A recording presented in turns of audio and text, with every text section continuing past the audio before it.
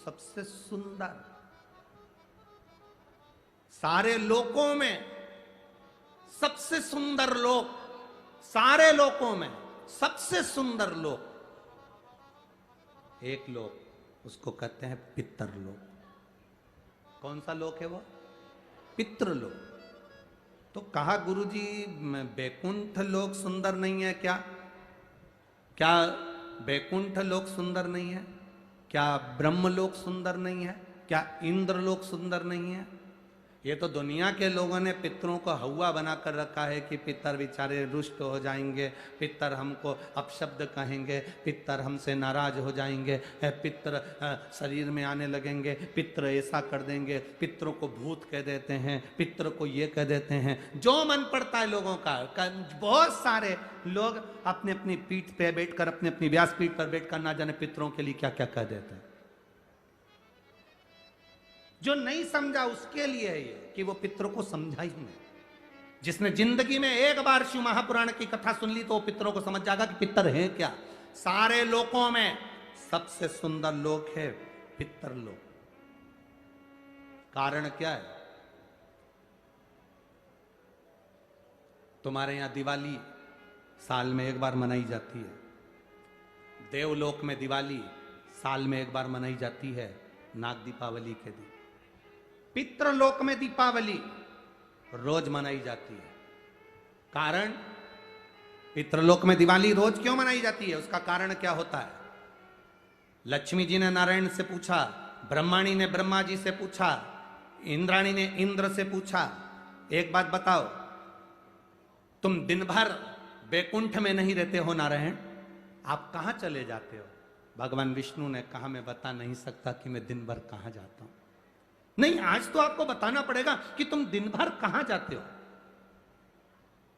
तुम दिन भर रहते कहां हो, कहां पहुंच जाते हो दिन भर, आपको बताना पड़ेगा, ये आपको बोलना पड़ेगा।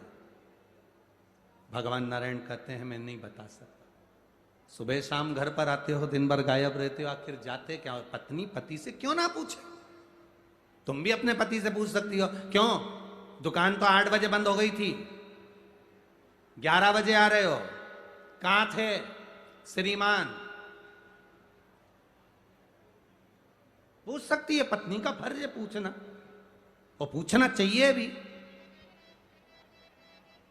पूछना चाहिए, उसमें क्या दिक्कत है? पति को बताना भी चाहिए अपनी पत्नी को कि मैं वहां गया था, तो मैं आते आते मंदिर होते हुए आया, तो ऐसा हुआ, तो पूरी पूरी बात बताओ कि ऐसा हुआ, बताना चाहिए।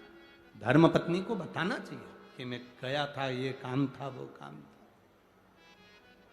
लक्ष्मी जी ने पूछा, तुम दिन भर कहां रहते हो?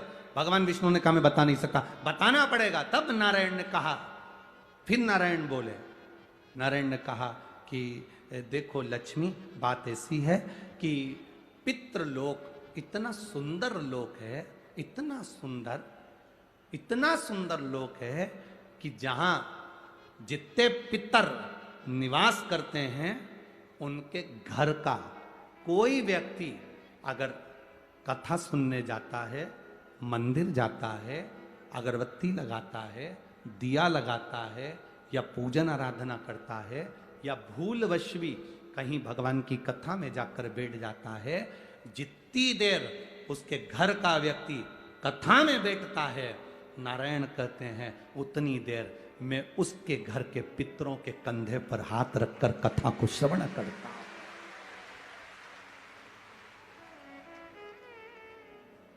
पितृलोक इतना सुंदर है।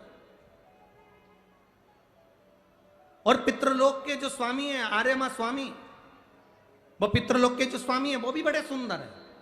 और पितृलोक के जो स्वामी हैं बड़े सुंदर, और पितृलोक के स्वामी जिस पर बैठते हैं, काय पर बैठते हैं?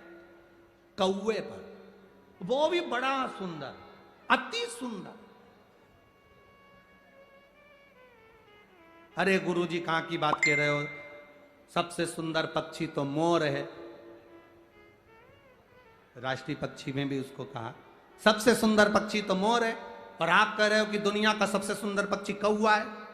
अरे भाई, जिसने कथा नहीं सुनी उसको लगता है कि दुनिया का सबसे सुंदर पक्षी मोर है, पर अगर शास्त्र को उठाकर देखोगे तो दुनिया का सबसे सुंदर पक्षी कौवा था।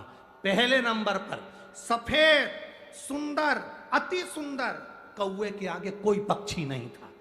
वो तो ब्रह्मा जी ने पृथ्वी पर यज्ञ करा, और पृथ्वी पर जब यज्ञ करना चाहा ब्रह्मा जी ने, तो उस समय पर ब्रह्मा जी ने कहा मुझे इस पृथ्वी पर यज्ञ करना है, इस जमीन को लीपने के लिए अमृत की जरूरत है। जैसे अपन गाय का गोबर लीपने के लिए लाते हैं, वैसे ब्रह्मा जी ने कहा इसको लीपने के लिए अमृत चाहिए।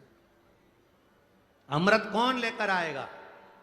कोई आगे नहीं आया। तब ब्रह्मा जी ने कौवे को बुलाया, ए कौवा तुम अमृत लेकर आओ, क्योंकि तुम्हारी दृष्टि बड़ी प्रबल है, तुम अमृत को ढूंढ कर ला सकते हो। कौवा अमृत तो लाना, पर झूठा मत करना। अमृत को लेकर आना, मुझे बताना कहां रखा है तो मैं लेने चले जाऊंगा।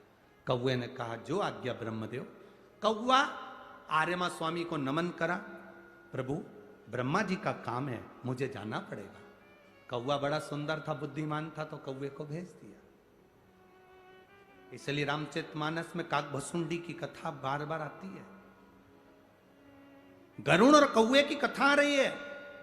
कौवा कितना विद्वान था, चला अमृत का पता लगाने के लिए। जब कौवा चला, अमृत का पता लगाते लगाते लगाते लगाते कौवे ने संकल्प ले लिया था कि जब तक अमृत नहीं मिलेगा मैं मुंह झूठा नहीं करूंगा, पानी तक नहीं पीऊंगा।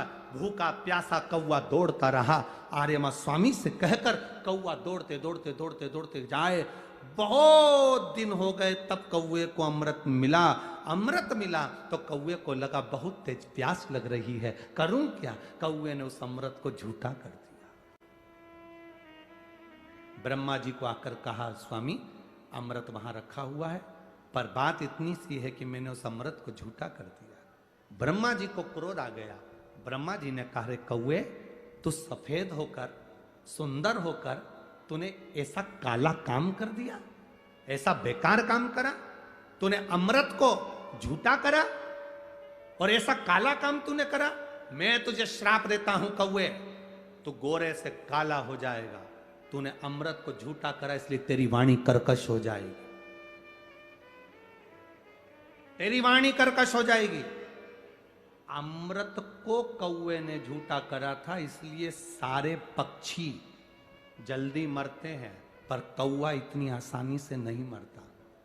कौवा इतनी आसानी से नहीं मरता। सारे पक्षी जल्दी मरते हैं, पर कौवा आसानी से नहीं मरता। तेरी वाणी कर्कश होगी तो काला होगा। सुंदर कौवा काला हो गया। आर्यमा स्वामी ने देखा कि मेरा कौवा, मैं जिस पर बैठता हूं, ये काला हो गया। आर्यमा स्वामी ने ब्रह्मा जी से कहा आप क्या